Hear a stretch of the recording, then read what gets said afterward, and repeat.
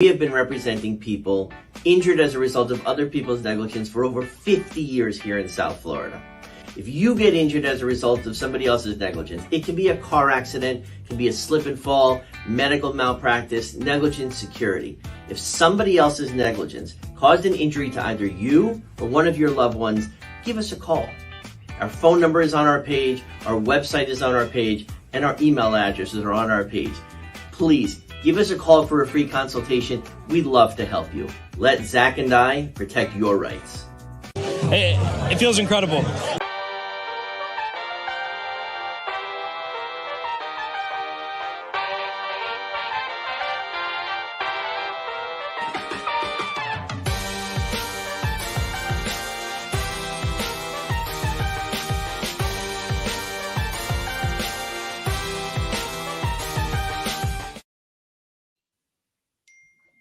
FOF Live, presented by Burger and Hicks.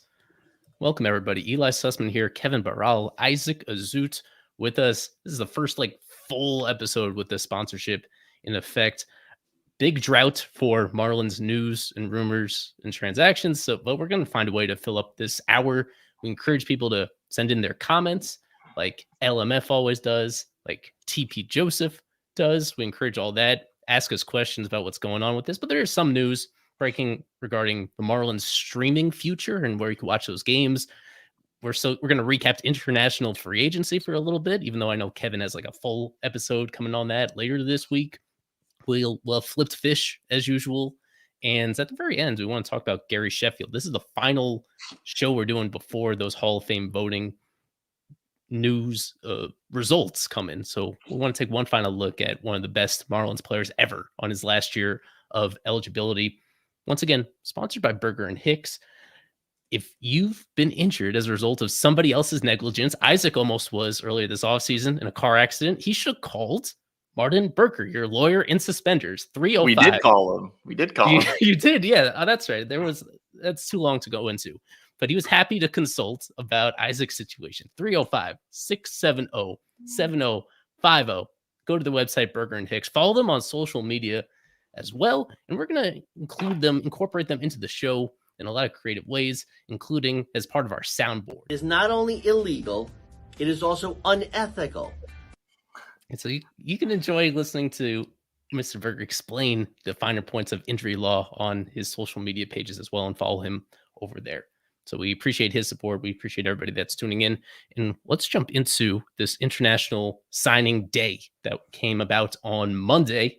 The Marlins adding 21 guys to their organization, most prominently Luis Cova, a Venezuelan outfielder. We've known this one was coming for a little while. They just had to wait until Monday to have him sign on the dotted line, take the pretty pictures and all that. I wanted to start with this tweet, just summing up what it means to be the top signed player in an international class. It does not mean very much. Not much. In recent Marlins history, Victor Mesa is the one that stands out. Most expensive signing, a little over $5 million. Luis Cova, 1.4, the fifth most expensive signing, and the biggest one they brought in about 3 years since Yidi Cafe. But I think before Isaac has to jump out for a call, this kind of just shows what a crapshoot this can be when you're signing guys that are so young and so raw. Yeah, you took the words right out of my mouth. A total crapshoot. I just remember like it was yesterday, the offseason of 2018, and they were Victor was the number one international prospect in all of baseball. It's a slam dunk, almost big league ready. It was already a Gold Glove caliber outfielder, and all he needed to do was get it ready with the bat, and that just never happened. Here we are 5 years later, nothing from Victor Mesa. Luckily, the Marlins also got his little brother, Victor Mesa Jr., and he still has some promise. He's getting ready to start, I said, heading up towards the upper minors of this organization. But yeah, it's such a risk. These 16, 17-year-old kids. That's why Victor wasn't that big of a risk, they thought, because he was older. He was already 22 when they signed him. So yeah, a lot of these kids, Cova, I believe, is 16 years old, former infielder, now going to be patrolling the outfield, it looks like. Strong kid. I'm very excited to see him develop, but I think fans need to remember that it's 5 years minimum until we see these guys AAA big league level. Probably even more for someone like Cole, who's just 16. Could be more. They have a runway of about 7 years before you have to they become minor league free agents, you have that time to decide whether to just put them on the 40-man roster. And there are guys like George Soriano, for example. It took him all 7 years to get on the 40-man. And in year 8 in the organization, he breaks out as a kind of a decent reliever on your team. That is sometimes how it goes. There are exceptions where they bolt through a lot quicker. Sometimes usually it is guys that aren't even the highest price-wise. This is the strategy that the Marlins have generally taken compared to other teams, where they like to spread out their money, not putting too much of their assets in any one guy, and just trying spreading things around, bringing in a lot of different players, hoping one of them clicks. I know Kevin has put in a lot of effort behind the scenes to gather more information about the other guys as well. Are there any few who really stick out to you aside from Kova, based on the information that we've got from inside the organization, guys that could have the potential to really pop eventually? Yeah, Jose Castro, I believe, got the second most out of the pool. I think it was 450K. Certainly stands out. Pretty good power, pretty quick. He meant, who I spoke to told me that aside, out of all the outfielders aside from Kova, he is the one that has the second likely chance to play center field. So certainly good on that end. Also a big fan of both catchers that they brought in. I'm going to get the names now for you. It is Kevin Robeldo and Alman Tolentino. So 2 guys who have a pretty good power. Now the question becomes if they could stick at catcher. I believe there's one that made the transition. So that should be interesting to see how that goes. But both have pretty good arms, really good offensive profiles. I want to say it's Robeldo, the one that was considered kind of like a heavy bias type of offensive profile. So certainly interesting there. And that, pretty cool to see early on, kind of seeing those comparisons. Usually don't make those, but the fact that it comes from inside the organization, and we've seen it on multiple other platforms, it's pretty encouraging to see kind of where they stand. And pitching wise, I'll have to go back, but I believe it was the ones that stood out, at least to who I spoke to. I'm looking at the list. Garrington Mendez, that was one that stood out. 89 miles per hour is sort of kind of where his fastball is, but certainly, the one thing that does stand out about this class, it's not a lot of quantity, but more quality. And that's certainly something that we hadn't seen in the past signing classes. So very encouraging to see. Obviously, they still have, I believe, over $1 million left in the pool, so they have quite a bit of flexibility to make some more signings. And they do have 2 DSL teams, so they need to fill those out. And that's a big reason why you always saw, in the past, a lot of quantity. And, it does happen to work at times. You had Marco Vargas, who came out of that class, and you're able to trade him for David Robertson at that time. You got a major league piece out of it. So despite how it ended up working out for the Marlins. So certainly a promising class right now. And they made a big ticket signing. They got one of the better guys in this class, in Luis Cova, who, as Isaac mentioned, was an infielder transition to the outfield. The question becomes, can he stick at center? Because there are projections where you could see him play the corners if he develops into, different type of player as he moves on in different gains, puts on some power, or in this case, muscle. But, despite being as skinny as he is, they're saying that he is a pretty powerful guy in terms of hitting for power. So that is encouraging right off the bat. And I believe I saw it in a couple of videos. It's the opposite field that's also stands out with Castro and Kova. The pitcher in particular, even Craig Mish shouted him out, was Jose Paulino. He's their most expensive pitcher, signing $350,000.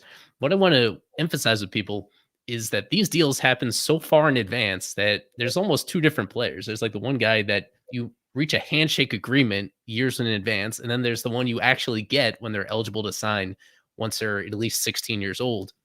So usually the way that you can sometimes assess this stuff really quickly is the difference in how that player develops between the agreements and when he actually signs. And Paulino, by all accounts, seems to be one of those guys that if they actually signed him right now, he would command a lot more money than what he got back then. But between those times, he added a lot more velocity, from low 90s to now well up into the mid 90s with that pitch as a 16, 17-year-old. That is pretty special on its own, but also to have other aspects of his whole skill set that make you think he's actually going to stick as a starter. And that is somewhat what applied with Kova too. They were excited about this guy enough to give him that kind of money early on, but by all accounts, he's somebody that was trending up the last couple of years, and he's now especially in particular what Campo, he's running the international stuff. What he shouted out is that he's a lot faster than he used to be. He was somebody that was an average-ish runner when they agreed with him. And then at this point, he might be the fastest player out of anybody that was signed yesterday. He has plus speed, really special running time. So that is something that maybe they tried to see coming as best they could, but you don't really know until it happens. And the other way around is sometimes these guys just don't grow the way you think they would when they're 14, 15, and 16. They maybe get out of shape, or they have some sort of injury along the way that takes away a part of their game. That's the risk of it. That's why sometimes your top international signing is somebody that by the time it becomes official isn't actually the jewel of your signing class, because maybe he took a real step back. In having our conversations like with people in the organization, sometimes you check in on like the top signing or a really highly regarded, a guy that got paid a lot of money, and they're actually not super excited about him, because in between when the agreement was made and when they actually signed, they took a step backwards in the wrong direction. That's another part that makes it so unpredictable, because this stuff has to get done so far in advance, which is not it's not legal. You're not supposed to do that, but that's just the culture down there. And until there's an international draft, this is always going to be a really messy process because of that. And the one thing that does stand out, and you mentioned about top signing not panning out, you look at the last two, and obviously it's still extremely early to be making any sort of conclusions out of these guys, but they haven't panned out at the moment. I mean, they have not had good careers to get it off. Obviously, still 16, 17 years old, but you look at the classes they've had in the past, it's usually the guys that don't sign for that much that have started to pan out. Again, Marco Vargas, he was a guy who did not sign for very much. He was not even considered. They just gave him they just signed him because they needed players to fill out a roster. And that's how it ended up being. And, you know, you talk to these guys in the organization, at least the ones who specialize on the international side. Usually when you ask them about these top guys a year in, or, you know, half a year in, that's not who they're talking about. They're talking about guys who maybe wouldn't have gotten as much money and are performing a lot better. Maybe it's less pressure for them that they didn't get 1 point, however much Kova got in this case. And for Kova, I mean, you look at him, I mean, he got some of the most money the Marlins have given out since 2017. So certainly interesting to see how it works out for him. I mean, we root for all these guys, and at the moment, he probably is a top 10 prospect, I would say, you could even make the case best position player. So yeah, we'll see where we'll put out those rankings soon, but easily, baby. Paulino's probably going to be in there, and so will, so will Nova. Yeah, it's so fascinating because I already think like the top 100 list on MLB.com, I think that's such a crapshoot. You look at this, and so like you mentioned, Kevin, some of the best guys out there. Yuri Perez was very inexpensive. Who am I blanking on? Sandy was a very inexpensive international free agent for the Cardinals, if I'm not mistaken. Like some of the better guys in baseball were the ones that signed for $35,000 and under 100K, and it's just crazy that, you know, prime example, $5 million for Victor, 1.1 for Victor Jr. They haven't even made the big leagues yet. So yeah, we just temper expectations when it comes to these guys. But once, you know, they're in affiliated ball, then you can really start to take a look at them for sure. The news that actually broke today, I had no idea how we were going to fill a show until this came out, but this is kind of interesting this is regarding Diamond Sports Group, which is the parent company of all the Bally Sports affiliates. They've been in bankruptcy proceedings for almost a whole year now. And there was some fear that, if you guys remember, when new ownership came in with the Marlins, such a big emphasis on them was, we need to fix this TV deal. That the Marlins had the worst TV deal in all of baseball for years and years, and that really limited their revenue. And they were so excited to like renegotiate it. They finally got it done entering the 2021 season. And then a couple of years after they finally fix it and finally double up on the money they were making, their partner, with Bally and their parent company, realizes that things are going like totally falling apart because of the way that people's viewing habits are changing and the way that the whole cable model is disappearing and changing, or at least shrinking compared to what it used to be. So the news today is that Amazon is pumping money into this parent company that was going through bankruptcy in order to keep it going. So like the short answer is that there was some uncertainty about whether the Marlins would still be on TV beyond the 2024 season. And now this seems to like alleviate those concerns that it looks like Bally Sports Florida is going to hang around for the foreseeable future now. The added wrinkle being that Amazon is partnering up, and the Marlins are one of the few teams where the rights, they have digital rights that they are basically giving to Amazon so that those games can be streamed on Prime Video instead of through the Bally Sports app, which I've heard is kind of not great, a little bit unreliable. It's awful. And yeah, so with Amazon, people have mixed feelings about them as a company overall, but as an actual streaming provider, they seem to have like a better handle on how to actually show games and allow people to see it that way.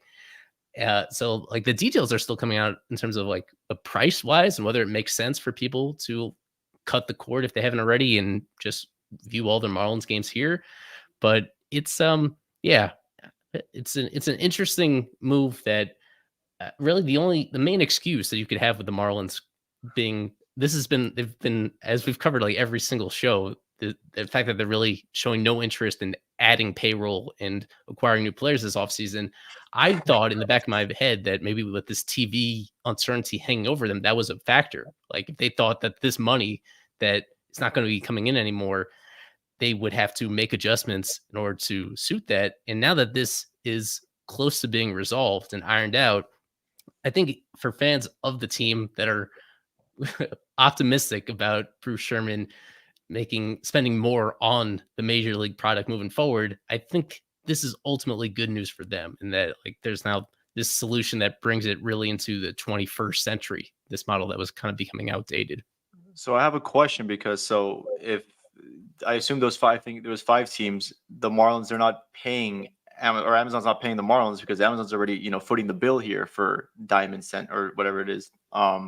So there's no other money being exchanged between the two, right? It's just like how the Peacock paid to be exclusive for the playoff game the other day. There's no other exchange of money here. Yeah, that seems to be the situation where Amazon is buying into this company and like investing in it, thinking that it's going to survive and grow, and that they're just going to share in the profits of what these guys are making it. So it shouldn't lead to any separate or additional transactions with the team. It puts them in a position where all that money that was guaranteed, and to be clear, we're talking about over $40 million a year that the Marlins make with their Bally deal. It used to be less than 20, and now it's over 40. And that was such a big piece of the pie. That's equivalent, if not a little higher than what they get from people actually attending the games.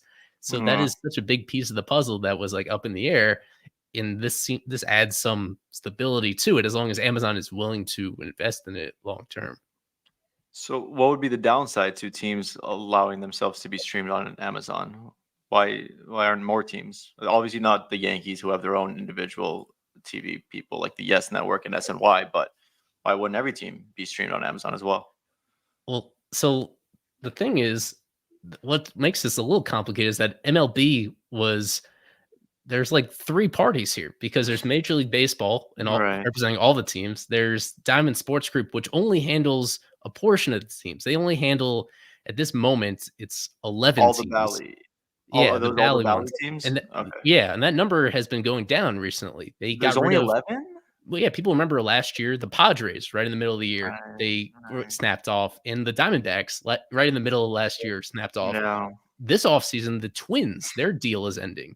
And the question is whether they sign a new deal. The Twins are free agents for the moment with that. And then next up is the Guardians and the Rangers. That's been a big storyline around the Rangers offseason, is that they don't know really what their future looks like beyond this year, because I think they only have 1 year left on that deal. That's what makes it complicated, is that this is not even half of the teams at the moment. And I think what MLB was preparing for is creating like an in-house broadcast operation that does involve all 30 teams. They were kind of rooting for this stuff to fail, this regional sports network to all give up at the same time, and then redesign things. I think Craig touched on this very briefly in the spaces we had with him, that he described them as being like excited about the possibility to redo things.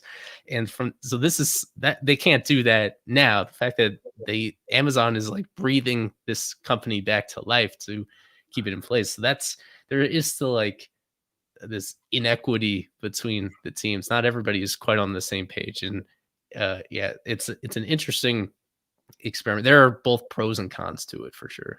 I thought it was less than 10 teams that had their own TV company. I thought it was like, the Yankees, Nesson, the Mets, the Dodgers. Like there's everyone's. Well, there are other ones outside of Orioles too, Bally. right? Yeah, so there are other ones. There's one called Root Sports that still has Colorado now, or Pittsburgh, or both. I think both Colorado and Pittsburgh are there. Ooh.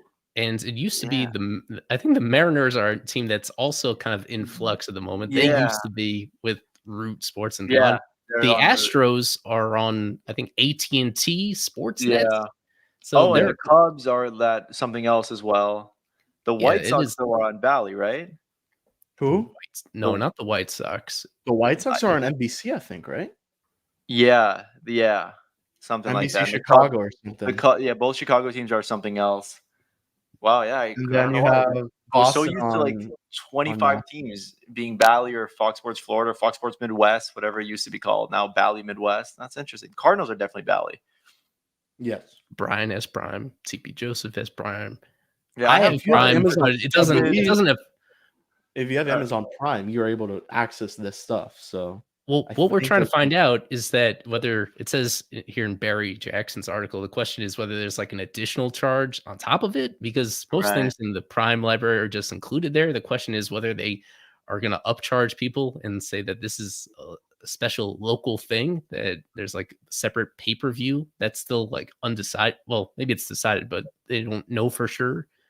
That's a big difference for some people, right? Like if they sign up for Prime and it's just included, that's a pretty good deal. But if it's some sort of other recurring charge, I'd be very surprised if they don't upsell the Major League Baseball part of it. Of course, they're gonna add probably $5 more a month, like the smart people that they are over there at Amazon. Yeah, no way, because I have Amazon Prime, and it helps out with the Thursday Night Football. 100%. Which I don't like at all. I don't like having to depend on a streaming service. I think the fact that the Dolphins-Chiefs game was only on Peacock was ridiculous. I hate that. Well, I mean, I hate it. But it's all money, baby. Bottom line, that's all that matters. I was listening to the local hour today, and Peacock paid $100 million to have exclusive rights to that game. How are you going to say no to that? But I just don't like it. I want to see it on cable, even though I cut cords a while ago with cable. And then, Amazon Prime and YouTube TV help. So we shall see. Yeah, and I'm in the same boat as Sean, obviously, Marlins After Dark here, in that I'm out of market. So this is really just a solution for in-market people that have already cut the cord and don't have Bally. That's kind of the premise behind this for people locally, because otherwise those people are blacked out from using MLB TV to get their stuff. So this is meant to be the fix for people that are in Miami but don't have cable and still want to watch the team. Sign up this way. So yeah, it will take effect kind of immediately with this season. And they say that every single Bally game, which is almost every game, because as people know, the Marlins are not on national TV all that often. So almost every broadcast is done with Paul and his rotating cast of analysts on that. I just found that kind of an interesting story in the absence of other stuff. And as some people are mentioning, this also has big impact on NBA teams and NHL teams. Almost as many of those teams as baseball teams are also on Bally stuff. And it's more awkward for them because their seasons are going on right now. Like this bankruptcy thing is trying to be decided, but their seasons are still in progress. So for them, there's going to be more clarity once their seasons ends in the spring. Just to be clear, it's going to be the Bally broadcast that's just streamed on Amazon. It's not new announcers or anything, right? No, yeah, it should be all it'll still be the same stuff. Right, it'll be Paul. That's the thinking is it's just going to be put over there. That's the digital rights of the same broadcast being put over there. Right, so because those Amazon Prime exclusive games during the regular season, those announcers were not good at all. They were terrible. So I'm glad we'll have our Bally people. Barely even. I don't know how many of those I even watched. I'm trying to remember who those. Yeah, there was a few. There's that stupid Carlos Santana walk-off home run was an Apple. Oh, that was an Apple TV one. I'm sorry. Right. No, the Apple TV people are not very good. They're not good. I think that's what I was thinking of. Yeah. Yeah. So before we go into our break, let's head into another edition of Flipped Fish. This one is like Flip. it's not a like traditional one because we're supposed to do ones that like have two different teams or like two. I guess this kind of applies. It's two different things, two different qualifications for players. We just talked about the International Signing Day. So what we're picking here is a former Marlins player who joined the Marlins as one of their international signees. So I think simple enough. Somebody that signed from typically Latin America, and in this case from the Dominican Republic. Let's see if I can actually find him. Sure, I'd say this one is a medium level difficulty. Marcelo Ozuna is an example of a player that this qualifies for, but that would have been, I think, a little too easy because As is Yuri Perez. Yuri Perez Yeah. is another example. Yeah, exactly. Because we're looking at his stats. Former Marlins player who was an international signing came to the organization, a right-handed pitcher who has been around a while. He's pitched in almost 200 career games. He hasn't pitched particularly well. He's got an ERA near 5 in all that time. And He's a Libra. He did pitch in 2023. So somebody that is he Oh, went winless. He went winless in 2023, but he I did think I play. noticed it. Yeah, so still around. We'll go to our break. Ooh, You think about close. it. You could comment in the chat. Already see some ideas. Yeah, go ahead and make your best guess while we're away. And on the other side, we will reveal who this flipped fish player is. Stick with us. We have been representing people injured as a result of other people's negligence for over 50 years here in South Florida. If you get injured as a result of somebody else's negligence, it can be a car accident, it can be a slip and fall, medical malpractice, negligent security. If somebody else's negligence caused an injury to either you or one of your loved ones, give us a call. Our phone number is on our page, our website is on our page, and our email addresses are on our page. Please give us a call for a free consultation. We'd love to help you. Let Zach and I protect your rights. So we do have a correct answer here as we come back here. Fish on First Live, presented by Berger and Hicks for Flip Fish, former Marlins player, signed internationally by there. Had a couple guesses for Huascar Brazoban. It is not him. He's not pitched quite that much in the big leagues and not as a starter. The first correct answer, though, from LMF, Jose Urena, Jose also known as Jose Urena. Sure. Jeez, man. Appreciate it, Alex. Hey, never failed to he make signed you with laugh. he signed with the Rangers. on the Yeah, he minor did league. sign a minor league deal with the Texas Rangers, an invite to spring training. He'll have to compete with Jacob deGrom and Max Scherzer for a spot in that rotation. He has the edge, though. He has the edge. But you know what? Urania has something that's very special. He's got multiple opening day starts for the Miami Marlins. That's something that not a lot of guys can say. And he did his job while he was here. Not particularly well, but he did his job. And he will be always remembered fondly in my eyes. As we move on, we finally got confirmation. No surprises here, but got the news of the official hirings of Gabe Kapler, Vinesh Compton, Rachel Balkovich, and Frankie Pilieri this past week. We also had the first public interviews with Kapler and with Compton. That was on the Marlins Hot Stove Show going on here. I mean, all these were previously reported, so I don't know if we've a whole lot to add on that. I did listen to Kapler's interview on the Hot Stove Show, and I thought that was kind of interesting. Like, among other things, he explains that he had this fantasy about driving a van from Canada all the way to the tip of South America. That's how he was going to spend his year. Because keep in mind, he was fired by the Giants. He still had time left on his Giants contract. So they're still paying him. I'll have to double check how much, but in the millions of dollars this year to now be an executive on another team. That's kind of the fun wrinkle of this, of like all these high level guys in sports, is when you're on a guaranteed deal that's multiple years and they let you out early, those checks still come in. And so he was not like, it's an interesting dynamic where he was not totally of the mind to be in baseball this year. And all of a sudden Peter Bendix recruits him for this particular position. How does that rub against you guys to have somebody that was like essentially checked out of baseball for once he like got dismissed by his past team, and now all of a sudden he's an assistant GM that's in a pretty prominent role with turning around this front office. I mean, to be fair, he did go through quite a bit with San Francisco this past year and the up and downs. So he got fired Poor guy. early on, but I could see the side where he was checked out. He didn't have any intentions of going back for at least a year. And I mean, if Peter comes calling and if they share that same vision, you may as well come on board. And to be fair, it was a pretty encouraging first interview. I left pretty well. I was a fan of what he said for the most part. He spoke very highly of developing talent. He was part of that Dodgers. He was credited big time for the developments of a lot of the guys who are currently on the Dodgers.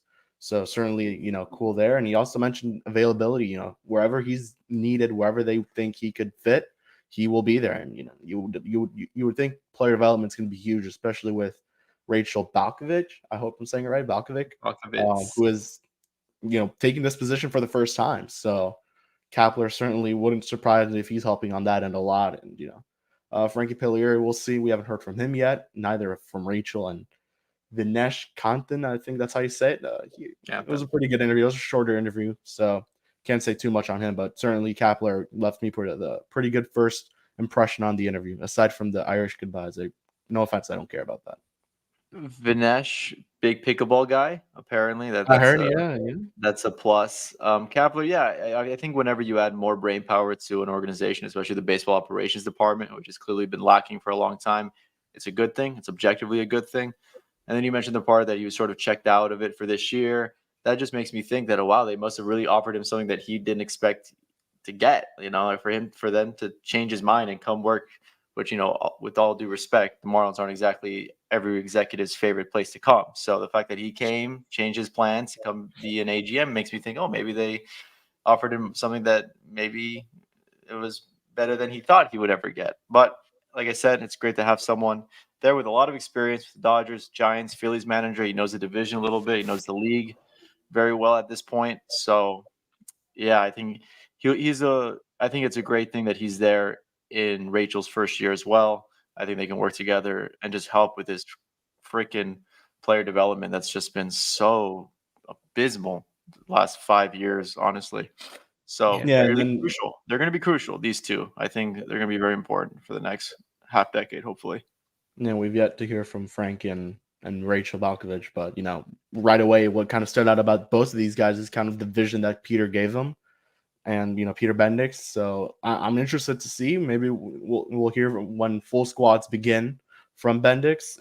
What maybe someone would want to ask him about the vision, because at the time when he did those first couple media scrums interviews, it was a lot the same. It was I got to learn about the team. We got to learn about these guys. I mean, hey, by February 5th, by February 20th, when it's full squad, he should know something by then about most of this team, so he would have a lot to say there. So, it was very encouraging. I don't know about arbitration. We've heard that it is Compton who dealt with that for the Rangers. I don't know if that was the case this time around for the Marlins. So he would have ended his streak, I think, with the Rangers with Miami, not getting agreements with 3 other guys. So, I mean, very encouraging stuff from both of them. Kapler a little longer is a longer interview, so we got more from him. But I mean, should be fun. Should be very good hires, hopefully. And especially with player development, Kapler really spoke highly about how much he enjoys the player development side of baseball, which is encouraging. You haven't heard about that in this organization for a very long time. Yeah. Something I do want to stress is that it's a lot, typically, as is the case with all these, you hire these people who bring them in for jobs that are different than what they've done before. These are promotions for Rachel, for Pellieri, for Peter, for Vinesh, and for Peter. With Kapler, it's a little more complicated because this is some similarities to what he did with the Dodgers, but he's never had this particular title before. There is uncertainty there when somebody's taking on more responsibility than what they had before. And as much as you do your due diligence and evaluate them as best you can and explain their vision and try to fit these pieces together, as much as you believe in them, there's still always this little question about, what they do with added responsibility, doing things, that's there's always some risk there. I think any objective way to look at this, when you look at these people's resumes, how they have articulated themselves, like it seems extremely impressive across the board here. There just is, I suggest a little bit of caution when people are totally bought in on people that they didn't really know. Like Kapler, an exception, but with some of these others, I guarantee people didn't know Vinesh Kanthan before he was hired, and I don't think people were paying much attention to Frankie Pilieri when he was in Seattle. So there should be like a middle ground where I would encourage people to be optimistic about this, but it's just some uncertainty when you're asking people to do things they haven't done before. This is from Christina is rolling out a 3-part interview with Bendix. This is from the first part that went up on Marlins.com about him stressing that this is not a rebuild. There's been a lot of time and Twitter ink wasted on this back and forth about like what the Marlins are doing and aren't doing this offseason. And to be fair, in what's been like an uninspiring offseason, to be fair, they just haven't made any moves that are rebuild like, although the rumors have been rampant about them listening and being open to move just about everybody. A kind of openness that makes people like worry that they don't have a whole lot of emphasis on the upcoming season. They've not yet to make one of these moves that betrays the vision of being good this year. They haven't like intentionally weakened the roster, other than perhaps, being out on Jorge Soler, but he's technically still available in free agency. That ship hasn't 1,000% sailed yet. Hasn't it? I think it very likely has. You say like they haven't done anything that weakens the roster, correct? But they've also lost a few guys. Right now they have a straight hole behind the plate and at shortstop, assuming they want to be competitive, because I don't think they're better than they were last year in either of those two areas. So yeah, if you're looking at it in that way, they have not added a single penny in Major League free agency. Usually the teams that do that are the ones that are not really putting all their eggs in the 2024 basket. I'm not saying they should. I don't think they're there yet. But, he says that, but there hasn't been a great big league addition via trade or free agency. So I don't know. He can say that all he wants, but we'll see. I'm excited to hear from part 2 of this interview, and we'll speak to him very soon in a matter of a little bit more than a month. Yeah, I mean, he'll be available to the public FanFest too, even before he'll then. be available in FanFest. Yeah, him and Skip doing that State of the Marlins thing. That should be funny. Yeah, that'll be interesting. Marlins fans aren't no idiots. I'll say that. Right. Well, with him, like coming from the Rays, they're not a team that's afraid of public perception. Like he has spoke about this before. I don't think in this particular interview, but he's spoken previously about the willingness to make unpopular decisions. The Rays have made a lot of unpopular decisions through the years, and yet that hasn't deterred them from making a move that they think has good value and think is for the best. And their track record is really good. The majority of those moves have worked out for them, regardless of the names involved or what they accomplished or the way that they were like suddenly given away a year too early more than a year too late. That is kind of the distinction between teams that get good value in deals and those that don't, is the ones that are willing to shake things up, even if it looks like it's heading in the right direction, just because they anticipate something could change moving forward. But I bring that up because FanFest is barely a week away, and the morale and the vibe around the fan base right now is not good at all, for obvious reasons, because they they've not really made any substantial upgrades whatsoever and shown that big investment in 2024. So if they don't suddenly make a change there in the next 10 days, he's going to be facing a lot of tough questions, I would think, when he's at that event. And I don't know. I don't think that that's really going to be a factor in what this front office operates, that they're going to wait as long as it takes. It's been a slow moving offseason. There's a lot of players available. There's a lot of like logical trade candidates that are still in the market. And if the market says that it's still not time to make those moves, his track record in his own words would suggest that he's not going to do something dumb just so that the fans treat him more nicely when they see him face to face. Yeah, I agree. That just seems to be like the motto from a lot of these high-end baseball operation executives. Oh, we will. I'm pretty sure that's what Jeter said day one. There will be unpopular decisions. That's what they always say. But something that maybe we can touch on a little bit is Arraez. I see that being trended a lot in the comments. Luis Arraez, if you guys listen to the space, Craig made it pretty clear that he does not think a long-term extension with this player is realistic. I can sort of see why. He's won back-to-back titles. I think it's gotten to the point where it's too expensive. He has 2 years left, so now would be the offseason to sort of, experiment with that. But Yeah. you have to think about the possibility that they trade the best player on the team. And I don't think that'll happen this year. I know he said that he would do unpopular decisions. He would make unpopular decisions, but that would just be a PR. That would be PR suicide to drop that player in your first offseason as the Marlins president of baseball operations. But I don't know what you guys think, but I think the Arraez situation is very fascinating because Luzardo, we'll see what they trade pitchers. But to trade Luis Arraez and not even try to extend him, that's an interesting one. And especially since Arraez has expressed multiple times that he would like to return to Miami. It's not like he's staying radio silent. No. He wants to come back. He wants to be a Marlin for hopefully a very long time. And I think this is something that, should be noticed.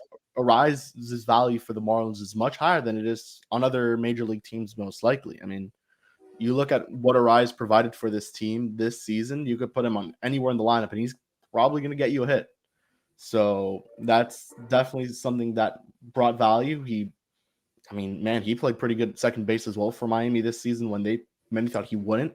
And right now, you don't have a backup first baseman. That would be Arraez, technically. So, you look at it, this guy, he also had 10 home runs, I believe. So he brought some power as well. So, this is Miami's best player right now offensively, and it's not even close. It's tough. And, man, if he wins another batting title, I don't think there's ever been a player to do it 3 times in a row. But with the new rules that are in place, he definitely has a shot.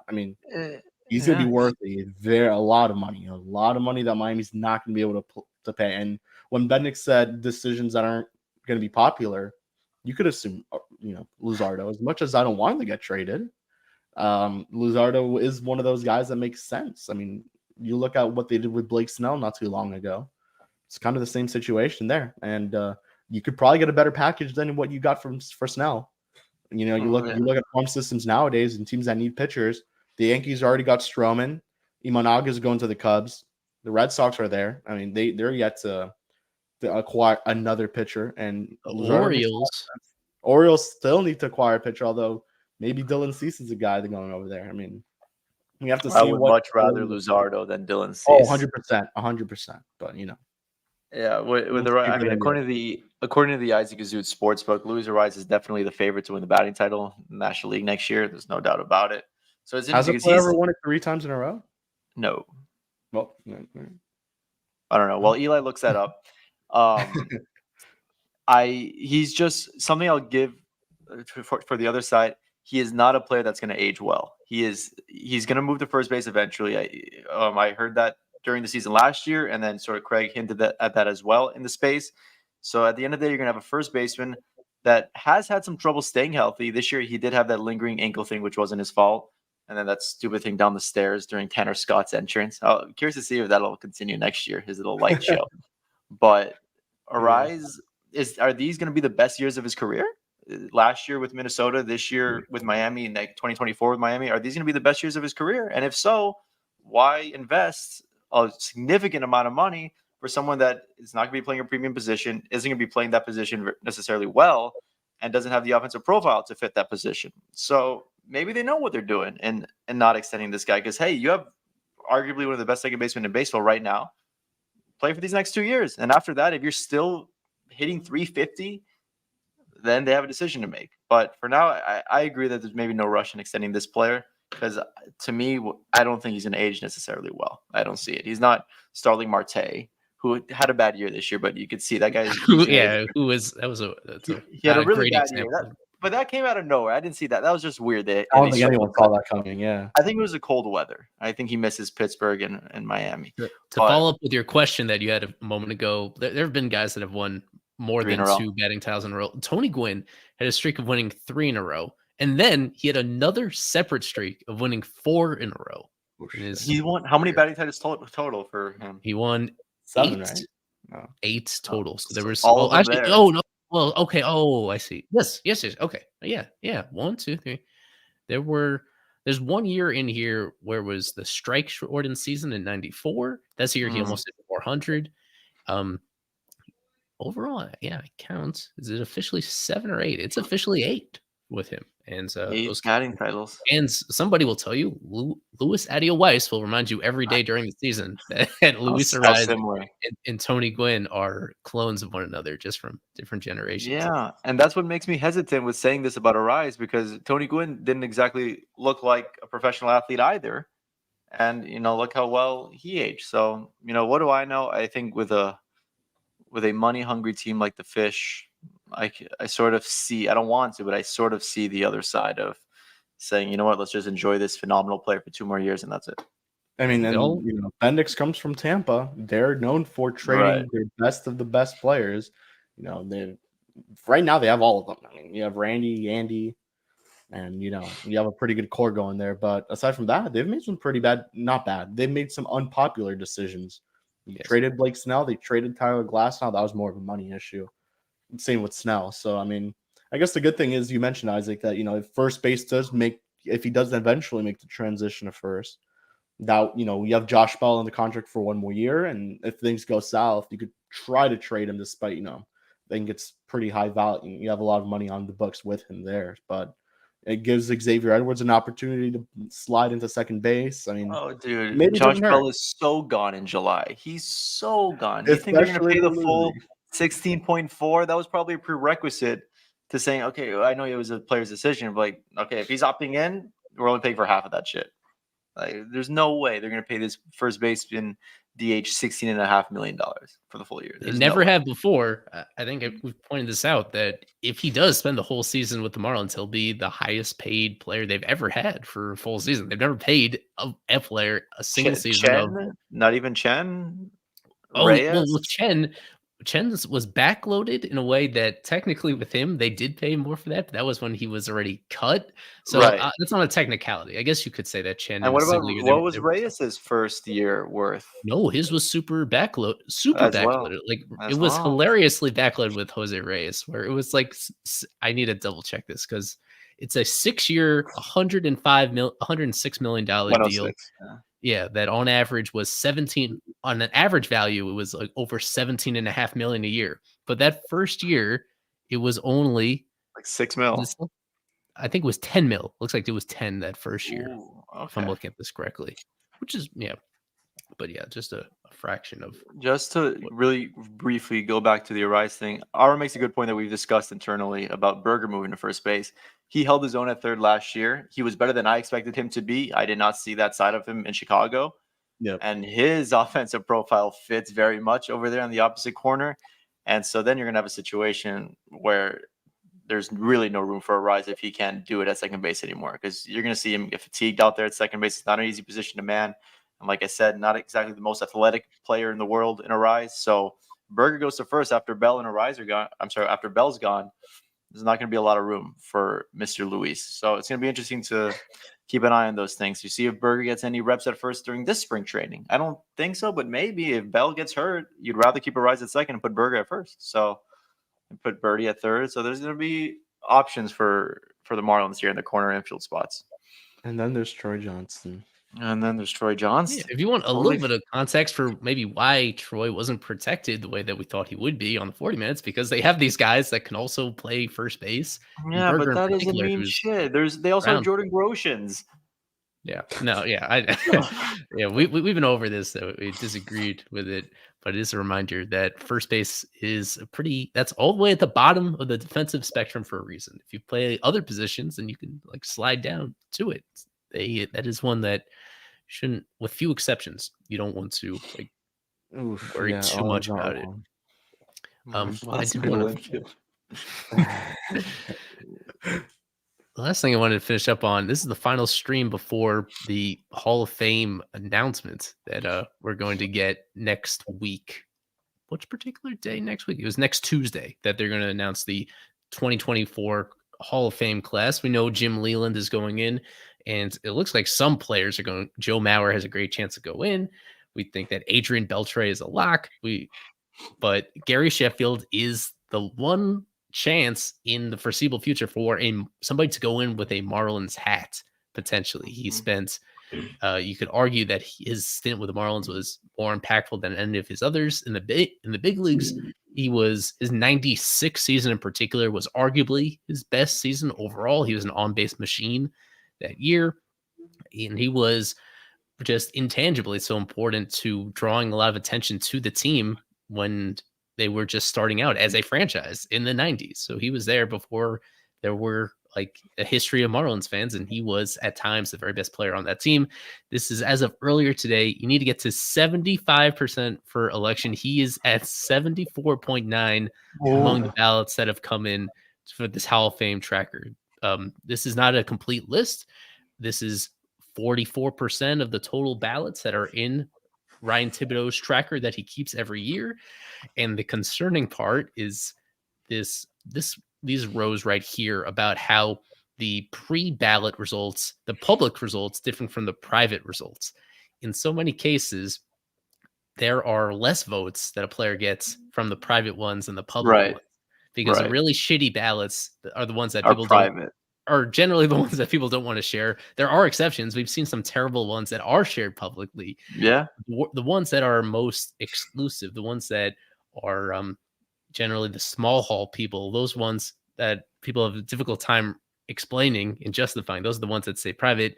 So even though he's trending right on the line, it certainly looks like, based on historical precedent, that he's going to fall a little bit short here. Yeah, What is his final year of eligibility? It's ridiculous. First of all, someone voted for Victor Martinez. I didn't see that coming.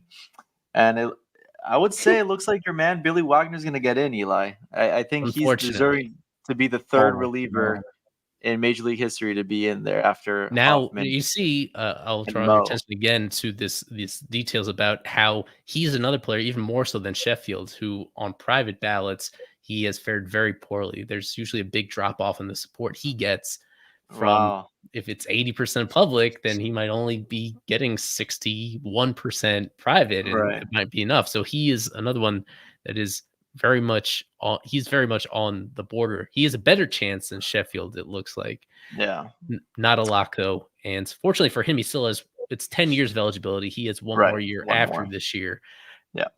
Which suggests strongly that even if he doesn't quite get over the hump in 2024, that this final year there'll be enough people giving him that final push. Yeah, it kind of feels like with Sheffield, it's kind of like what we saw with Barry Bonds, where he was like, he was right there. And then when the private ballots all, came into play, it dropped off. I think he ended like at, I want to say 73%. But hopefully Sheffield gets in. I don't think Isaac and I were alive to watch him play with the Marlins. Well, no, we weren't alive to watch him play with the Marlins. Yeah, and so, I don't really remember much of that live. I remember him live as a Yankee, because he was a Yankee in the 2003, 4, and 5. Kevin knows him as a New York Met. Yeah, he did play for the Mets. He played for the Tigers near the very end too. Played for the Braves too, right? He faced the Marlins in the playoffs, I want to say, in 2003, right? No, he was with. He was a Brave in 2003. Yeah. Yeah. Oh, so it must have been 2004 they started with the Yankees then. 2004 with the Yankees, and then he played 2 years with Detroit and finished it off in New York.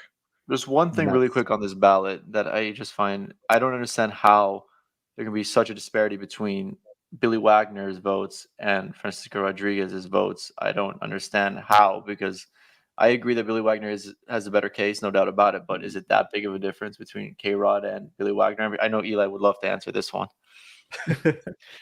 In K-Rod, I remember when he broke onto the scene originally, how adored he was and how hyped up he was with those Angels teams at the start of his career. He was trending in a good direction when he was with the Angels. It's just that he was not nearly as consistent. Like he fell off. He wasn't. He continued to like get some save chances with his other teams and pitch. He had a decently long career, but just he was not a dominant guy.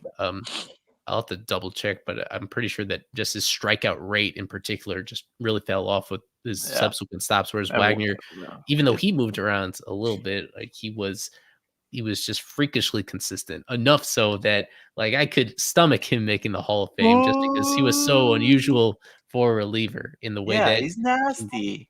yeah, even with K-Rod at his very best, like there were a lot of times where he was that guy that was living on the edge a little bit.